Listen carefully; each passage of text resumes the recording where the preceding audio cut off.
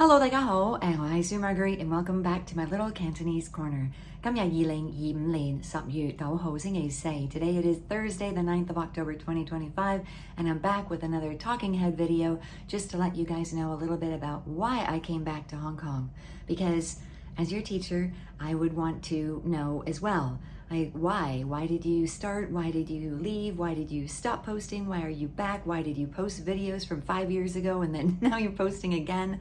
It is all a little bit confused, and I swear I'm not really that wishy-washy, but it does seem like that. So let me just go back to a video that I did previously that got a ton of views on why I left Hong Kong, and kind of revisit some of those points and just let you know why sometimes I feel like, Maria in Sound of Music, when she leaves to go back to the Abbey and then she comes back and the kids are asking her, like, why did you leave? And then the captain asks her, like, why did you leave and why did you come back? And she says, please don't ask me. The reason no longer exists. And I kind of feel like that in a way because a lot of reasons no longer exist. So the biggest one was family. I went back to the US for family in 2021. And my mom passed away in 2022. And then my stepfather passed away this year in April. And then we also lost our horse, Patrick. And I did a video on Patrick as well. And Patrick passed in March 23rd of this year. And that was super hard. Of course, it's really difficult losing your parents, but I now understand when people lose an animal, just how devastating that is, because it's something that if I think about, I can cry. And I always wonder, like, how people can just cry, spontaneously. And I tell you, it's really difficult not to when talking about him, because if you're a pet owner, you know that a lot of times it's your decision you have to make that decision to put him down. And the vet, he was in hospital for 4 days, and the vet told us that it's his time. And so it was really hard to see him because it was just hard. So that happened in March, and we moved house twice. There was just so much going on that it was really important that I be there for everything, as I'm sure you can imagine. Let's see. Some of the restrictions around COVID no longer exist. And as you guys know, I have this freakish thing where I just hate to be confined, like physically. And so that kind of feeling of being not able to leave, not able to fly, not able to physically move around, pretty much no longer exists. Everything is back to normal. So for me, that was a big one. And a lot of that's in my head, I know, but that's me. Another reason was losing my job. I was a consultant for the Jockey Club, and we did events, and I did a lot of the English language writing. I still do if you've ever been to the race course, I used to do the announcing at the race course. So that meant when they had inquiries and things, I was the voice. And that was back in the 2005 to about 2010, 11, maybe like that.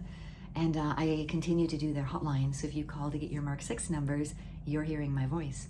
Coming back, I did not come back for a job because the job, being a consultant, I suppose I could get in touch again, but not really interested, because now I just really want to be teaching Cantonese, exploring more of Hong Kong, sharing those videos. Today I'm going to be going to PMQ, where they have a Mahjong shop that I haven't been to before, and it's been ages since I've been to PMQ.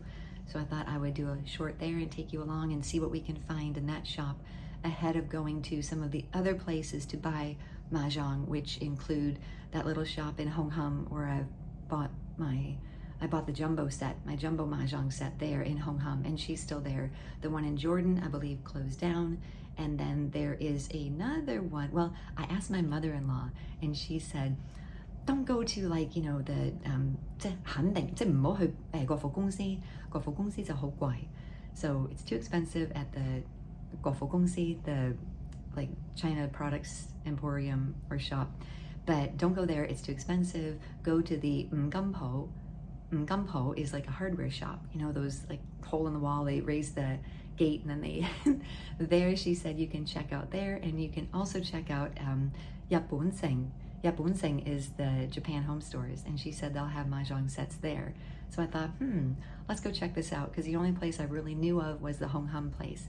So today we're heading off to PMQ, and then we'll visit some of the other shops and see what we can find in terms of buying a Mahjong set in Hong Kong. I will be interviewing Pete from Canton Disco, and that's coming up next week, and I hope to have the video ready next week to go, and going to be interviewing some other long-term residents of Hong Kong and getting their feeling on how Hong Kong has changed throughout the years. Again, I came to Hong Kong in 1988, and lived here continuously up until I left in 2021. And so basically, through all the changes, I mean, think about it, 88 was before 89, it was before SARS, well, the handover, SARS, and then everything that happened after that. So lots to discuss, lots to look at, great memories, and I look forward to revisiting each and every one and sharing with you guys, hearing your thoughts too, what your memories are of Hong Kong, and looking into the future as well, because lots of good things in store. All right, take care, and I'll see you next time. Bye.